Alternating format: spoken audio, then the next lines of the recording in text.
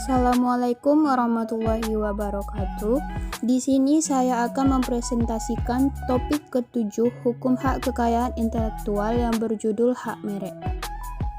Nama saya sendiri Nur Aini dengan NIM 2005100078, Prodi Hukum, Fakultas Hukum Universitas Malikus Saleh. Yang pertama, pengertian dan dasar hukum merek.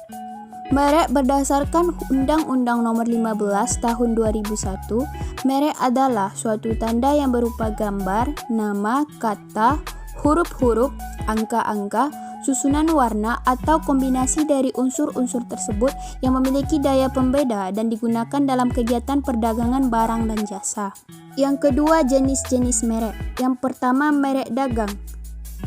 Merek dagang sendiri adalah merek yang digunakan pada barang yang diperdagangkan oleh seseorang atau beberapa orang secara bersama-sama atau badan hukum untuk membedakan dengan barang-barang sejenis lainnya.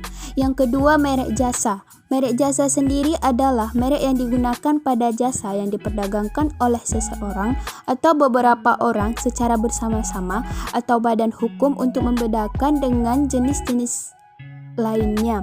Yang ketiga, merek kolektif. Merek kolektif sendiri adalah merek yang digunakan pada barang atau jasa dengan karakteristik yang sama yang diperdagangkan oleh beberapa orang atau badan hukum secara bersama-sama untuk membedakan dengan barang atau jasa jenis lainnya. Yang ketiga, karakteristik merek. 1. Perlindungan diberikan berdasarkan kelas barang. Yang kedua, tidak menggunakan nama barang yang akan diminta perlindungan. Yang ketiga, tidak melanggar kesusilaan. Kemudian yang keempat, tidak menggunakan kata yang generik. Yang terakhir, perlindungannya 10 tahun dan dapat diperpanjang. Kemudian fungsi merek, yaitu sebagai daya pembeda dengan produk lain, kemudian sebagai jaminan mutu produk, kemudian sebagai sarana promosi untuk dikenal masyarakat, yang terakhir menunjukkan asal-usul barang tersebut. Kemudian perlindungan hak merek dan pendaftaran.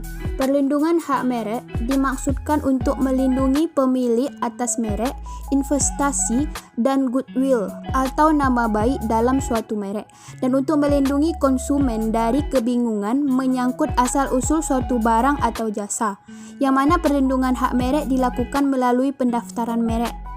Fungsi pendaftaran merek sendiri yaitu sebagai alat bukti kepemilikan atas merek yang didaftarkan, yang kemudian sebagai dasar penolakan terhadap merek yang sama pada keseluruhan atau sama pada pokoknya yang dimohonkan pendaftaran oleh orang lain untuk barang ataupun jasa sejenisnya, yang kemudian sebagai dasar untuk mencegah orang lain memakai merek yang sama pada keseluruhan atau sama pada pokok dalam peredaran untuk barang ataupun jasa sejenisnya.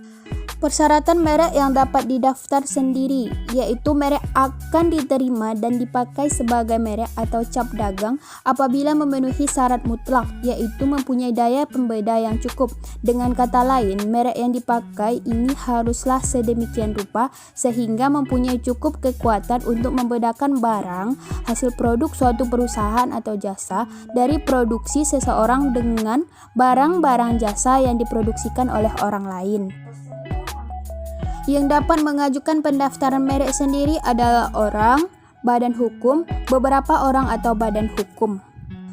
Jangka waktu perlindungan hukum merek adalah selama 10 tahun sejak tanggal penerimaan dan dapat diperpanjang untuk waktu yang sama, yang mana memastikan bahwa sebuah merek tetap ada pemiliknya dan sebagai mekanisme semacam pajak agar pemilik merek menyisihkan sebagian keuntungannya untuk negara yang melindunginya.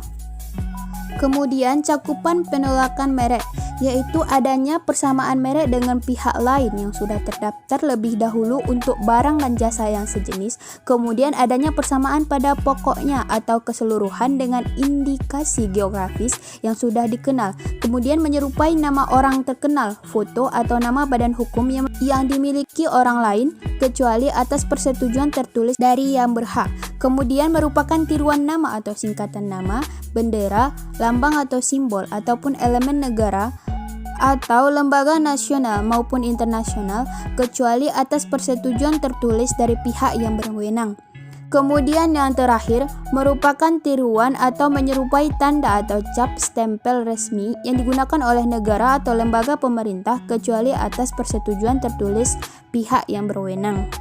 Alasan penolakan merek. Yang pertama, didaftarkan oleh pemohon yang tidak beriktikat baik, kemudian bertentangan dengan peraturan perundang-undangan yang berlaku, moralitas, kesusilaan atau ketertiban umum, kemudian tidak memiliki daya pembeda, kemudian telah menjadi milik umum atau merupakan keterangan atau berkaitan dengan barang ataupun jasa yang dimohonkan oleh pendaftarannya.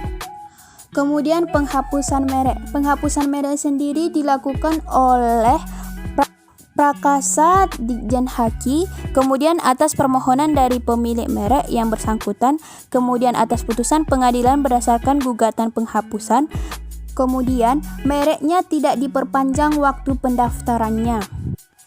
Demikianlah presentasi topik ke-7. Sekian, terima kasih. Assalamualaikum warahmatullahi wabarakatuh.